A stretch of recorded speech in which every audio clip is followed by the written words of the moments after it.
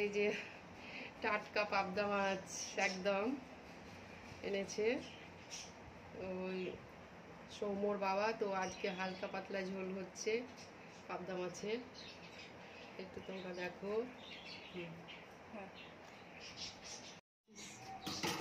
এই যে টমেটো দিয়ে একটু এটা হালকা পাতলা ঝোল হবে, দিয়ে বেগুন ঝিঙে দিয়ে, ঠিক আছে, ঝিঙে দিয়ে ঝোল, হালকা পাতলা ঝোল পাবদা মাছের, হালকা পাতলা ঝোল। লবণ দিলাম, তেল দিয়েছি, এবারে দেবো হলুদ মাছের মধ্যে। তো পাবদা মাছ একটু ফাটে, তো একটু সর্ষের তেলটা দিয়ে দিই, ওই জন্য আজকে পাবদা মাছে ঝিঙে দিয়ে টমেটো দিয়ে হালকা পাতলা ঝোল হবে। একটু তোমরা দেখো,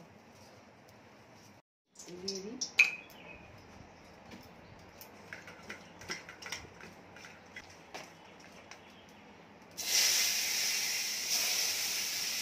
এই তো মাছ তেলে দিলাম বন্ধুরা, তোমরা দেখো, এই যে তেল দিলাম, ভাজছি।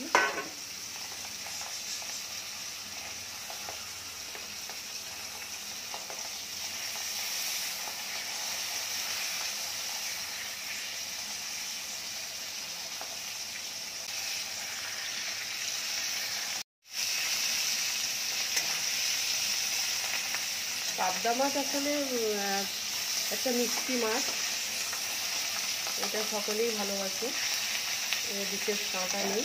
এবং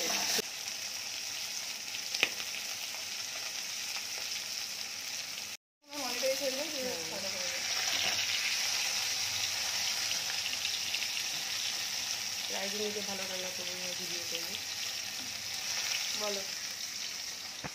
হ্যালো বন্ধুরা, এই তো পাবদা মাছের ঝোল, হালকা পাতলা ঝোল, গরম পড়েছে তো এই জন্য আজকে পাবদা মাছের হালকা পাতলা টমেটো দিয়ে ঝিঙে দিয়ে ঝোল করছি। এটাই ভালো লাগছে, পাবদা মাছ হচ্ছে একটা মিষ্টি মাছ, এটা সবাই ভালোবাসে অ্যাকচুয়ালি। তো ভাবলাম কি আর করি, পাবদা মাছের একটু হালকা পাতলা ঝোল করি। এই ঝোলটা আমরা ভালোবাসি, ভালো লাগে। পাবদা মাছ একটা মিষ্টি মাছ। হয়ে গেল পাবদা মাছ ভাজা, আজ হবে পাবদা মাছের ঝোল। হালকা পাতলা কথাতেই আছে মাছে ভাতে বাঙালি, বাঙালির মাছ ছাড়া চলবে না, আর পাবদা হচ্ছে মাছের সেরা। তেল দেওয়া হলো, একটু কাঁচা লঙ্কা, কালো জিরা, পাঁচফোড়ন, সাদা জিরা, জিরা, সাদা জিরা সব দেওয়া হলো। এবার ঝিঙে দিয়ে পাতলা ঝোল, ঝিঙে দিয়ে পাতলা ঝোল হবে। ঝিঙে দিয়ে দিলাম,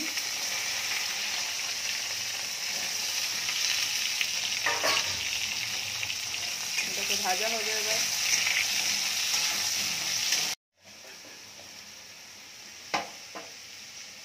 গরমে এই ঝোলটা খুবই উপকারী, তোমরা ট্রাই করতে পারো বাড়িতে। এই আদা দিলাম, হালকা পাতলা ঝোল।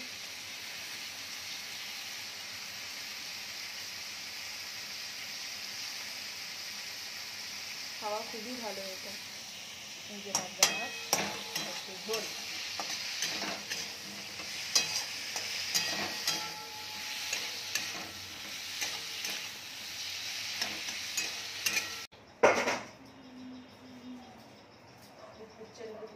হালকা পাতলা ঝোল, এটা ভালো, এবং তোমরা সব ট্রাই করতে পারো, ভালো লাগবে।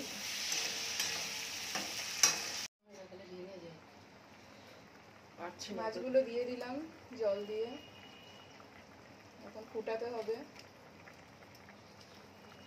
এই যে মাছ হচ্ছে,